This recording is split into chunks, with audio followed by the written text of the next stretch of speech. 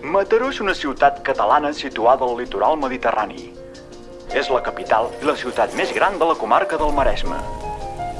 Es troba a uns 30 quilòmetres al nord de la ciutat de Barcelona.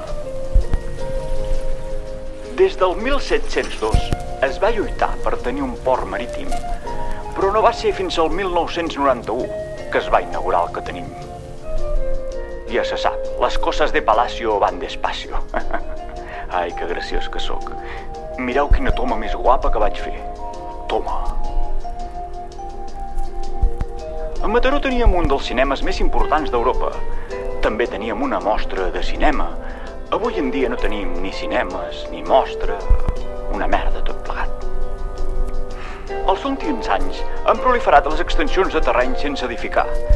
En aquest, per exemple, vam desmuntar peça a peça un edifici històric i emblemàtic que es deia Can Fàbregues perquè vingués el Corte Inglés. Al final no va venir ningú. Una bajanada tot plegat. En aquest altre, per exemple, hi fèiem el Cruïlla de Cultures, un acte cultural i musical. Ara em sembla que hi fem el circo i no sé què d'uns cotxes que passen per sobre els altres. Una altra bajanada, també. El 1848, de la mà de Miquel Biada, es va fer el primer trajecte en ferrocarril, de Mataró a Barcelona. El primer trajecte va durar 48 minuts. Em sembla que avui en dia dura més o menys el mateix o una miqueta més. També va ser la primera ciutat en tenir un peatge per accedir a l'autopista de Barcelona. Això poder que ens ho anem pensant perquè ja està més que amortitzat, Jo vaig tirant les meves perles.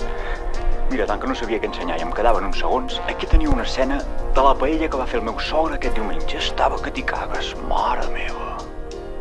Ai, Mataró, que en veurem de coses.